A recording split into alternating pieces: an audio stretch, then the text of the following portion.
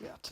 Well, it's about that time again where I tell you about the movies I watched in a certain month. That month, this time being June, I watched a total of 7 movies this month. And they ranged in quality from good to bad. So let's talk about it. The first thing I watched in June was The Batman Shootings, which is a documentary talking about the 2012 shooting during The Dark Knight Rises premiere in Colorado. Basically, a man known as James Holmes went into one of the showings of The Batman Rises, or The Dark Knight Rises, and he shot up the theater. The documentary kind of documents the aftermath of it, and also touching on gun laws in the US. Now, the documentary was good, but I do have my complaints about it. One of the things they try to say in the movie is that James Holmes, the shooter, dressed up like the Joker, and then when he was arrested, told the police officers, "I am the Joker." But the thing is, that never happened.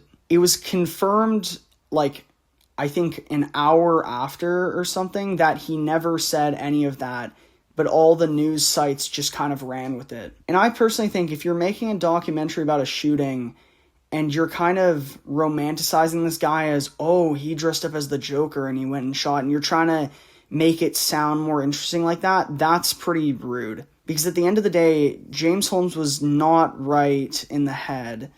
And instead of talking about that, the documentary tried to make him sound like more interesting and kind of jazz him up, which I think is wrong. Next up in June, I watched another documentary called Free Solo. Free Solo documents the journey of a free solo climber who I believe was the first one to summit El Capitan without any safety equipment or just anything, yeah. I think this documentary is very interesting because some of the stuff they had to do to capture this on camera was kind of crazy, because the camera operators were kind of just up there with him on ropes. Now, some of it was done using zoom lenses, but that part really intrigued me, because it's like, how do you pull off filming a guy free solo climb from a bunch of different angles? It was also just interesting learning about free soloing. And I have seen this documentary before, but years ago, but kind of rewatching it and learning about the culture surrounding it as a hobby or activity. And it was also interesting seeing them look into the main guy's psyche, because they do, I think it was an MRI on him, and they kind of see that his fear sensor is smaller or requires more stimulation. It was kind of interesting going into his brain and seeing why he does what he does. But yeah, I'd say it was a good documentary. I'd check that out. Now, this movie is one I have not watched for maybe 5 years. A blast to the past. Detective Pikachu. I randomly just really wanted to rewatch this, and it's still pretty good. Some of the lines now are kind of corny and whatever, and Ryan Reynolds kind of just basically acts like Deadpool as Pikachu, but it's not the worst thing ever.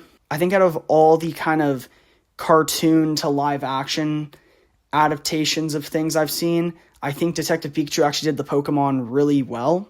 For the most part, they all kind of look like they would naturally belong in a 3D form, and it looked fine. So even though this movie isn't that old, it has a special place in my heart of a certain time period. There's almost a weird nostalgia for when that movie came out for me, because I just remember going and buying all the Detective Pikachu Pokemon cards, and yeah. But it felt kind of cozy rewatching this movie again after so long. After that, I watched Willy's Wonderland. Willy's Wonderland was better than both of the Five Nights at Freddy's movies combined, but got half the recognition. The movie basically follows Nicolas Cage, who can't speak and has to drink Monster Energy every 30 minutes, who winds up being a janitor at a Chuck E. Cheese type place. And then the rest of the movie is him just beating the shit out of the animatronics. There's something that I can't explain about how awful it is watching Nicolas Cage beat the shit out of animatronics with a mop.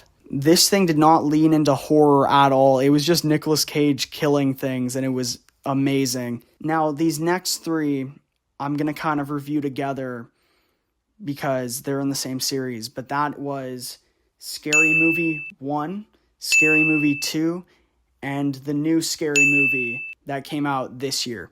Now, I'm going to go by release date, so let's start with Scary Movie 1. Scary Movie 1, still a classic. Still great. I laughed my ass off watching this. Still. I don't believe I have any complaints about this one. Does its job. It's perfect. Scary Movie 2 is dog shit. I did not like Scary Movie 2 in the slightest.